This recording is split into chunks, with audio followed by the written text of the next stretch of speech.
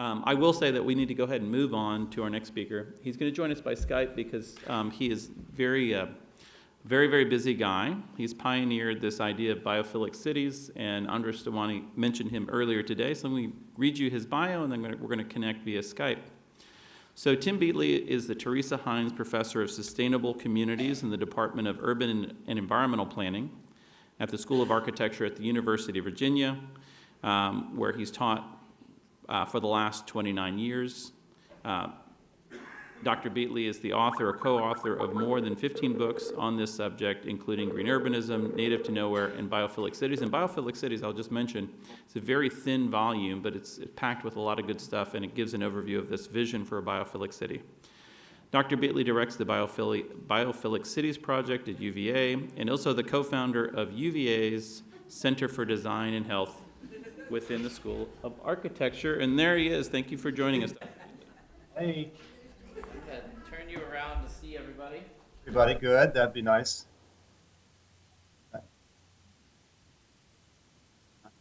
Okay. Hi, everybody. Hey. Let's see. Shall I start?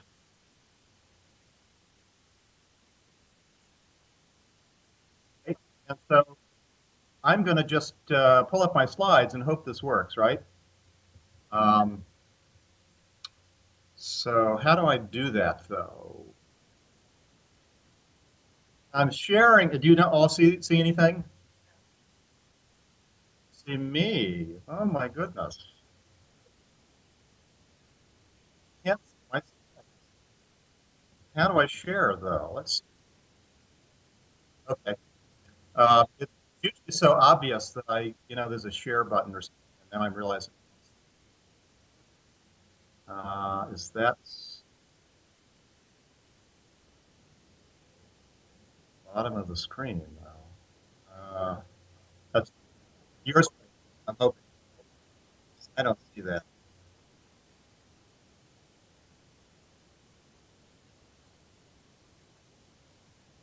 I don't see it. Oh, here. Wait a minute. Now I'm on the main screen. Yep. There we go. Yep. You're right. Share screens. Good.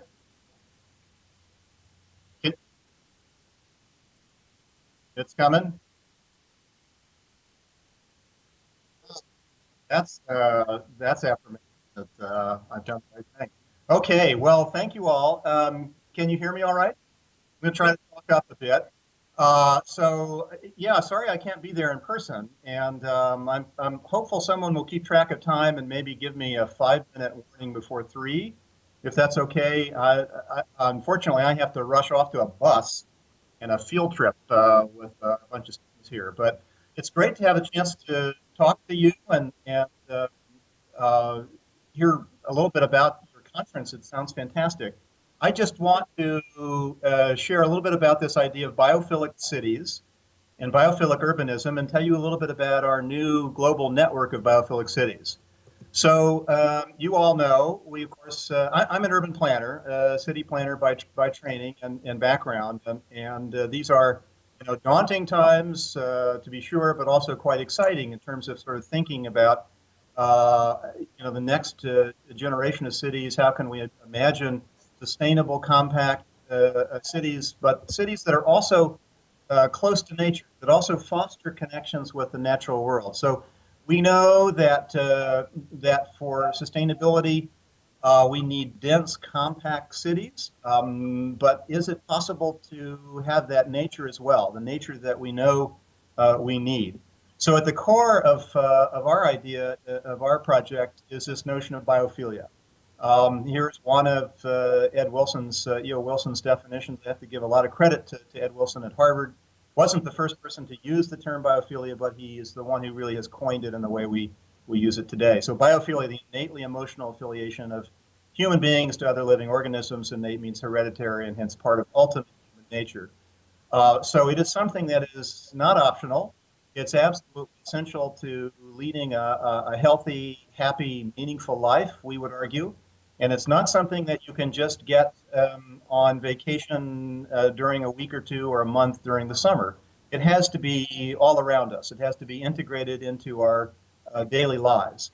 So that's really what the challenge is. And we started this Biophilic Cities project at UVA in about 2011. And we started, here's the second E.O. Wilson slide, human species has grown up in nature. Yeah, a quote from appearance and Stephen Kellert's beautiful film Biophilic Design. So we started this project at UVA in 2011. We had some funding from the Summit Foundation in Washington, and we've actually continued to get funding from them. And most of the work in the early phases, were all about kind of thinking about what a biophilic city is, trying to understand what the best practices around the U.S. and around the world. And then in 2013, we actually did a lot of our initial work through working with 10 partner cities. I'll tell you a little bit more about those partner cities. And then in 2013, we brought them all to the U.S., all to Charlottesville, to compare notes, to compare experiences, and then we launched formally this global network of biophilic cities. These are a couple of images on the right from our launch event. That's Lena Chan at the bottom, who's signing a very large Biophilic Cities pledge out on the downtown mall in Charlottesville. So we have a web page. Here's the old version of the page. If you have a chance to look, it would be great. Take a look, www.biophiliccity.org. We do an e-newsletter. We do several blogs. We have making films about different cities and what they're doing. We're sharing information, and we've just actually unveiled a new web page with a new logo and new format and a lot of new sort of material there, just to give you an image of it. But do visit if you can. There's a grid that gives you a little bit of a sense of some of the topics, some of the content, some of the things that we're concerned with under the heading of biophilic cities and map. So join the network as an individual or an organization just by going online and signing the pledge. And we have a map that shows where people are located around the world. And so for the biophilic, for the partner cities, we have these 10 initial cities. And now we have just unveiled what we're calling a protocol instead of guidelines for new cities that want to join the network. And we have grappled with we really don't want to be another green certification body. We really can't do that. So, but on the other hand, we want it to be more than simply adopting the logo or adopting the word.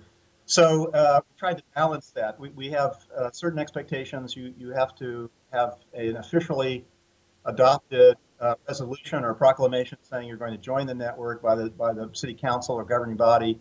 We're asking folks to select a number of indicators from different categories and to track them over time, and certain things that we're asking of new partner cities. And if anyone's interested, the protocol is on the web page online. But we have just it's been a very interesting journey, and we've seen a lot of resonance, a lot of cities really embrace this idea. These are images actually from Birmingham in the UK. Birmingham is one of our partner cities from the beginning. And the upper right-hand image is the Lord Mayor of Birmingham publicly declaring that Birmingham intends to be the first biophilic city in the UK. This is last spring. We got a really nice story in The Guardian about it. It set in motion lots of other cities in the UK wanting also to join the network, and a flurry of emails to me about how to become involved. So whenever we talk about this at different places in different parts of the world, it just seems to resonate. And so here are I'm not going to go through all of this, but these are kind of summary of the key standards and the protocol, key expectations and the protocol. This is a network that is very much about, it's a peer network intended to consist of cities aspiring to be more natureful, to be more biophilic, and to help each other. So we've identified some of the expectations over time that we have for cities joining the network. Already, a lot of things have happened, and mayors are going. There is a lot of sharing of information, a lot of sharing of technical information, and really, from my perspective, this is a global movement, and this network is intended to help push the movement along, advance that movement. So, if you're interested, again, all protocol. So, a lot of things that we're doing already in the network. It's a poster actually from the last. We finished the second webinar series, taking a little bit of a break at the moment, but we've had some fantastic presentations all online on YouTube. If you're interested, we'll probably start our third webinar series in the spring. We have been making films. We've become convinced that telling the stories of these cities is most effective when you can do it visually and when you can do it by filming people talking about what they're working on and conveying some of their passion. This is actually a school in Singapore. Singapore has been one of our initial partner cities and continues to be one of the best examples, I think, of a biophilic city. If you're interested, online on YouTube, there is a 45-minute film about Singapore. If you Google just Singapore, a biophilic city, it'll come up. And I think these are very low budget films, but it's been interesting. We had 35 or 40,000 views so far of this film, which it's not Taylor Swift, but it's pretty great. And again, I think it shows that there's a hunger for understanding how we live in dense cities, but also close to nature. So one of the other interesting things about this journey has been to watch. We've imagined our network as essentially being an intercity network and connecting cities to city, but we're also finding that there's a great need within cities to connect the many different people and organizations working around nature. And that's sort of an interesting emerging story in the US. So these are images actually from Washington, D.C., where we've helped the creation of a grassroots organization there called Biophillic DC. And these are images from some of their early meetings, and they, to their amazing credit, have just gotten the DC City Council to adopt a biophilic cities resolution, which was no small feat. So they're just getting started, and there's a basic web page, and they're kind of getting organized and figuring out what it means to promote this agenda in the Washington D.C. area. We have a group in Philadelphia. They're called Biophilly. Pretty interesting. We've got emerging groups in other parts of the country as well, Denver, St. Louis, Pittsburgh, lots of other things going on. So this idea of the concept of biophilic cities as an umbrella, as a way of bringing together many different groups around a vision of a natureful city is really important. Well, I suspect you've been talking about all these things already at your conference, but there are a lot of different reasons, of course, why this idea we feel is important. As we continue to move towards a more urbanized planet, we have a lot of challenges to face. Biophilic design and planning addresses many problems and many of the challenges we're facing. Most of you know just the remarkable amount of research that's emerged, especially in the last 5 to 10 years, showing the power of nature. It is an amazing elixir in responding to long-term chronic stress in cities. It certainly also creates the conditions for social contact and building a social capital. We know now, that the more extensive your friendship network, the deeper your friendship patterns are, the healthier you will be. It's evidence about mortality rates down in the face of more extensive networks of friends. A lot of evidence coming out of psychology about sometimes the unexpected benefits of nature. Evidence that we score more highly on creativity tests and creativity indices if we have nature around us. Evidence that we are likely to be more generous in the presence of nature, likely to think more longer term. We're likely to be better human beings, I would argue, in the presence of nature. Perhaps not a big surprise. I also talk a lot about wonder, the importance of wonder and awe in our lives. Planners don't often talk about this enough. A biophilic city is a city that one experiences and has the chance to have experiences of awe and wonder through an understanding, through connections with nature, with flora and fauna. Not the only way that you can induce those experiences of wonder, but nature is especially suited to that. And then finally, a lot of us, of course, are trying to design and plan for resilience and trying to adapt to long-term climate change. And almost anything that you can do to make a city more biophilic will also make it more resilient, whether that means planting trees or green rooftops, things that help to cool or retain stormwater, or address disasters response. All these things are consistent with the things we would do to make a city more natureful. So there are a lot of different reasons.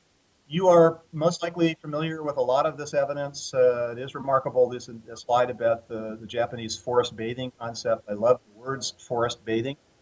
All of this research that as you walk through a forest, sights and sounds and dappled light and experiences, at the end of that, your cortisol, your stress hormone levels go down.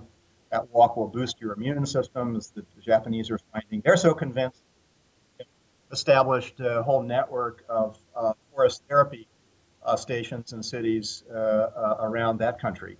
But lots of evidence from lots of different disciplines. This is some evidence from a study in Philadelphia showing that in neighborhoods where you have vacant lots and you plant trees, green can result in reductions in crime. In this particular study, reductions in gun assaults and vandalism.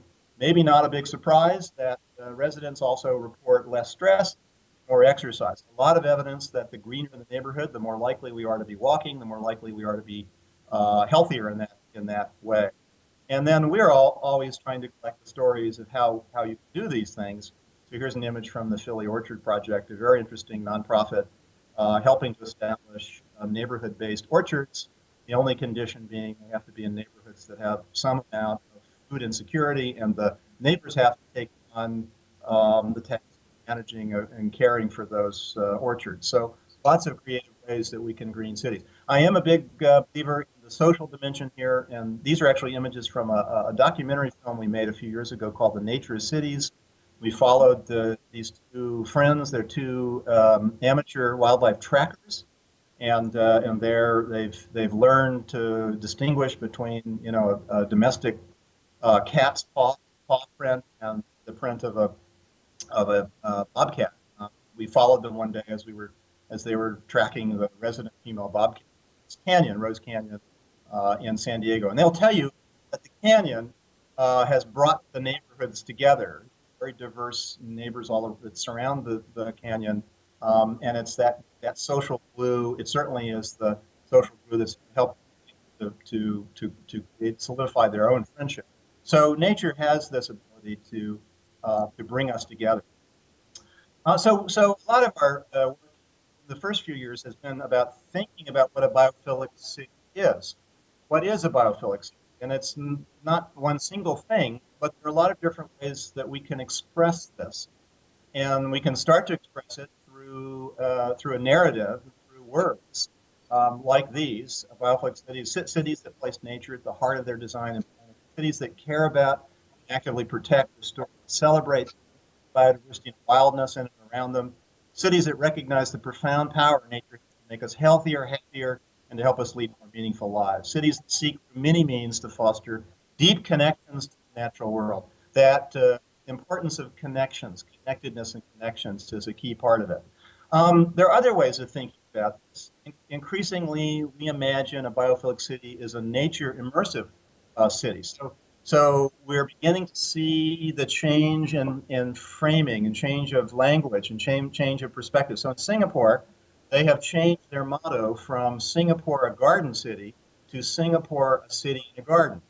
That seems like a small change, but it's really a really deep, profound change. The idea that, instead of going to parks, having to travel to a park in the city to visit nature, or going to a forest somewhere in the city, thinking that we actually live in the park, or we live in the forest, or we live in the garden, and that we're very much immersed in that environment. So seeing this deeper, more ambitious kind of idea of what a biophilic city is, and lots of cities in our network or that have been engaged in the biophilic cities project are expressing this. So here's another example: Melbourne, Australia, has done this remarkable urban forest strategy, and they're now they're explicitly referring to how they are not.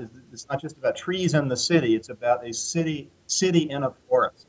And they have set some pretty ambitious goals, including a doubling of the tree canopy coverage in that city by 2040, and remarkable efforts to creatively engage the public thinking about trees and tree planting. One of the most clever things I think they've done, you probably heard about this, is that they've given the database, a GIS database, every tree in the city has its own unique ID and also its own unique email address. So people are encouraged to send email to favorite trees. And this is from Yvonne Lynch. This is one. I see you every morning. Watch you change with the seasons. It makes me happy knowing you are there. Signed, Alicia. You can go and see all of the different things that people have sent. So this is biophilic in the sense of being able to think about what we love, the nature we love in the city, and declaring our care for it, our love for it. Yvonne Lynch, by the way, gave a fantastic presentation as part of our webinar series, and her 30-minute presentation is on the YouTube channel. So take a look at that if you would. So biophilic cities, we're measuring success in maybe some different ways than would normally be the case for cities. And here are a couple of sets of images. St. Louis, Mayor Slade, St. Louis on the left, Catherine Warner, the sustainability director for the city, holding up the materials for a really interesting program called Milkweeds for Monarchs. And the mayor has declared that in St. Louis, they're going to 250 butterfly gardens by a certain date. Mayors promise lots of things, but not often planting a butterfly garden. So, but this idea that we might measure the success of a city, the progress in a city, by whether you can see butterflies or whether you have nearby you a butterfly garden is a pretty interesting idea. The images on the right have to do with Wellington, New Zealand. Wellington has been the capital of New Zealand has been from the beginning. They have a very interesting story, a very interesting a project called Zealandia, which is this wild area in the middle of the city, and they've erected a predator-proof fence around it and trying to bring back the native birds in that part of the world that have been so decimated. And the tagline, as you see here, is bringing bird song back to Wellington. So this idea that you measure the success of a biophilic city by the presence of birds and bird song. We have a lot of evidence now, actually, that the therapeutic value of listening to birds and bird song. We have hospitals in the UK now that are recording bird songs and piping them out, playing the songs during especially stressful times when kids are being inoculated, right, surgery. So that's an interesting different way of thinking about how we measure a biophilic city. So there are a lot of other ways, certainly lots of design qualities that we could talk about. This is an image of Helsinki, this idea that you have a multi-layered, connected network of nature and green spaces, and as in Helsinki, that you'd be able to go outside your door, your house or your office, nature all around you, and then move to progressively larger amounts of nature. So in Helsinki, being able to go all the way out to old growth forests at the edge of the city, multi-layered, connected, integrated. We've also been exploring many different kinds. So nature is itself, a culturally defined term to some degree, and we recognize that in biophilic cities there will be a lot of what we might think of as natural nature to protect and preserve and protect flora and fauna, but also a lot of human design nature, right? So you're probably laughing at that image of the bus. We've gotten to know a fellow named Mark, who's a Spanish designer, activist.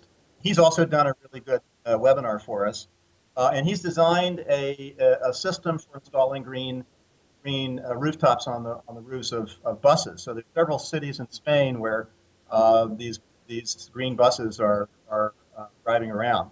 Very interesting. Um, so in the biophilic design literature, and there evidence about the therapy of not just real nature, but images of nature, like the Wailing Walls down on the left, scale, size murals of whales and other forms of life, and also shapes, forms, and textures that are biophilic.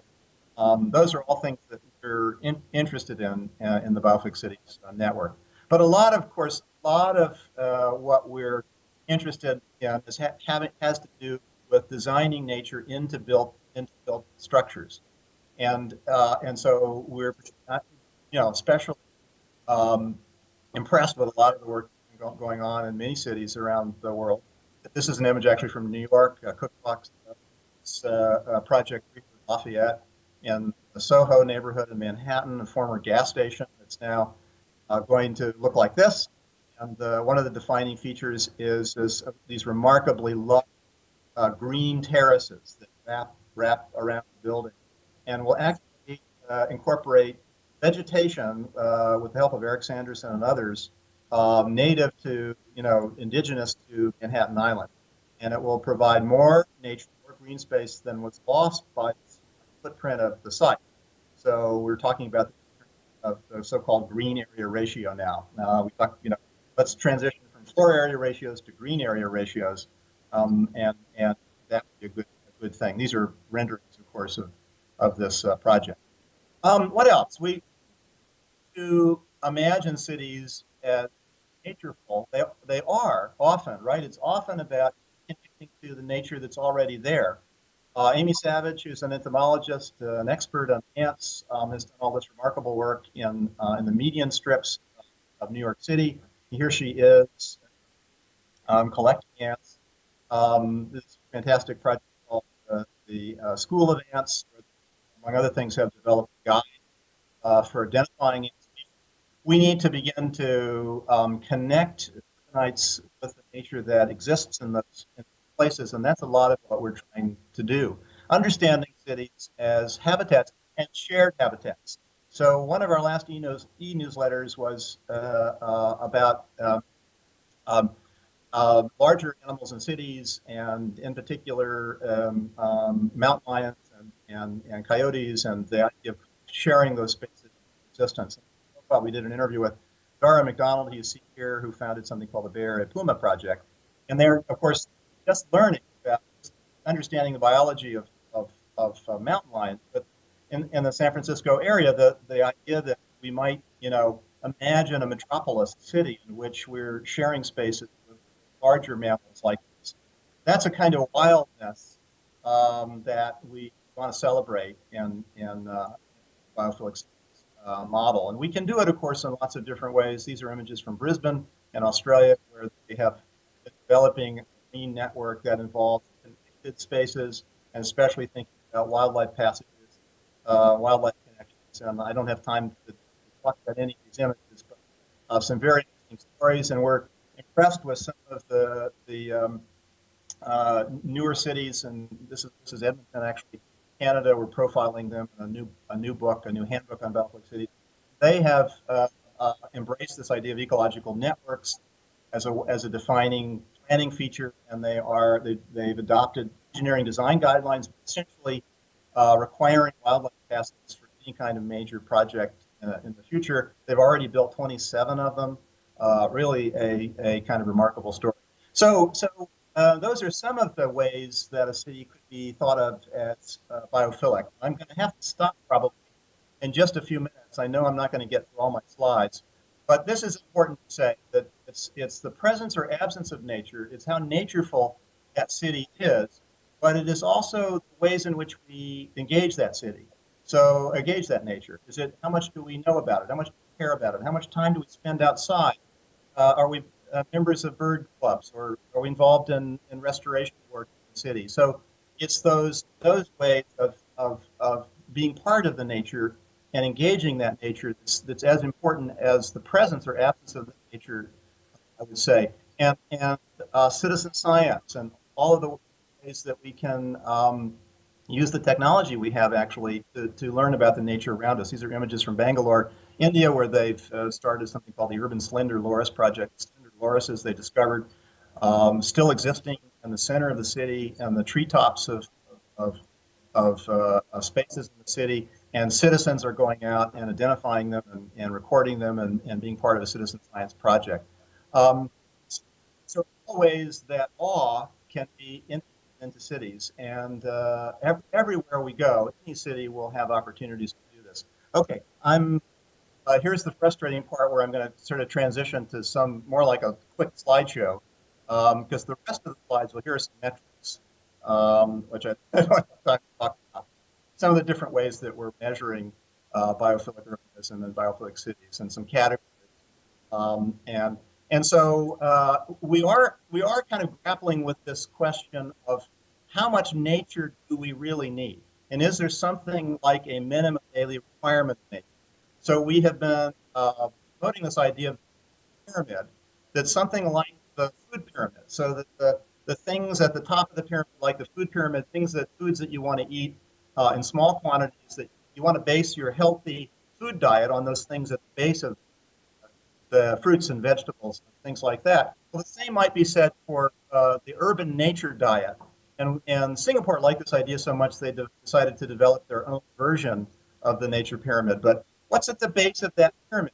It can't be the things at the top, those kind of vacation immersive, going off to Costa Rica to enjoy a rainforest experience or a cloud forest experience. We can't afford the carbon footprint associated with that. So what's the nature that'll be around you? And it's an interesting kind of question to ask. Even thinking about what a serving of nature is a really interesting question, right? Is that bird that flies by, is that a serving of nature? Is it two birds that fly by, two birds, three bird songs, three birds, a green roof and a green wall, two green walls, three birds and trees? What combination of things will give us that cumulative nature that we need to be healthy and happy and live a meaningful life? It's also multisensory, and sound actually is a very important part of our notion of a biophilic city. And I'm often testing audiences about sounds. I won't do it today, but sounds that they hear, things that we hear every day that we don't really recognize, and we're not connected to that soundscape, unfortunately. So lots of things that cities are doing. These are just a quick set. This is Victoria Gasteiz that has developed a green ring and an interior green ring of Victoria Gasteiz, the capital of Basque in Spain. Oslo, two-thirds of the city is in protected forest. One of the remarkable stories of an urban network of urban trails, aspiring to bringing all 8 of their rivers back to the surface, connecting the forest with the fjord. A remarkable story. Portland has been a partner city. More than 1,400 green streets in that city, collecting rainwater, but also providing nature. San Francisco has been a partner city. Remarkable efforts at taking small spaces like the median strips on roads, a program called Street Parks, and converting them to gardens and green space. Most of you know parklets. This is Jane Martin, who designed the first residential parklet in San Francisco, which includes even a vegetative dinosaur, affectionately known as Trixie, shown here. Amazing story. And then Singapore, really the best example of vertical greening, innovating in the vertical realm. And so, among other things, just about any high-rise building will incorporate remarkable amounts of greenery through a whole host of different kinds of green elements, sky parks, green walls, and this is a hospital. If you watch the Singapore film, it's the most biophilic health facility hospital probably in the world. And they're judging the success of this building by the healing power of nature, but also by the numbers of species of birds and butterflies that are counted on the site. And it's even an urban farm on the roof of one of the buildings with 140 fruit trees. And many enjoy watching that farming. So Singapore is doing many things, subsidizing this greenery, doing research and development, promoting it, getting the development community to embrace it. They have regulatory elements as well, including landscape replacement policy, requires every building to at least meet 100% of the site, the ground level site, to provide at least 100%, usually more, in the form of vertical greening and very creative greening. This is the Park Royal Hotel, new hotel, which is really remarkable. So the last thing I will say is that lately I've been spending a lot of time thinking about the green realm and beginning to understand that nature, we often don't think of it this way, but cities often, those cities perched on the edge of oceans and water bodies have a remarkable nature, maybe out of sight. I'm calling for something called blue urbanism. There's a new book called Blue Urbanism, and it really has to do with imagining a more integrative sea, land, marine, land understanding of cities. This is a map of San Francisco, typical for cities. You know, the gray, the black, the gray, the things beyond the hard surface, beyond the fast land, beyond the land, the terrestrial environment, is just seen as empty. And we've got to begin to understand that nature extends beyond that. And it's an important part of potentially of a sense of place, an expanded sense of place, and that amazing biodiversity, that remarkable nature that's just, water's edge. It has to be an important part of what we do. Wellington is probably the best example of a city that's embraced this idea, and they are developing a blue belt, set of blue belts that correspond to their green belt system. This is a guy who dives in the Western Harbor almost every day. So that's about it. Looking at the first marine bioblitz, and in many ways, kind of the best example of a city embracing its marine world and marine biodiversity. So that's it. Please help us grow the Biophilic Cities Network. If you are from a city that would like to join, hear from you, or know of, or you work in cities around the U.S. or around the world, might be interested, please let me know. We're just trying, we've got about 35 cities lined up to join the network. And we're in the kind of midst of a major push, and would love your help moving forward. So unfortunately, I need to run. So, and please tell me if any questions you might have. I would love to answer questions by email. So, sorry, bye. Bye-bye.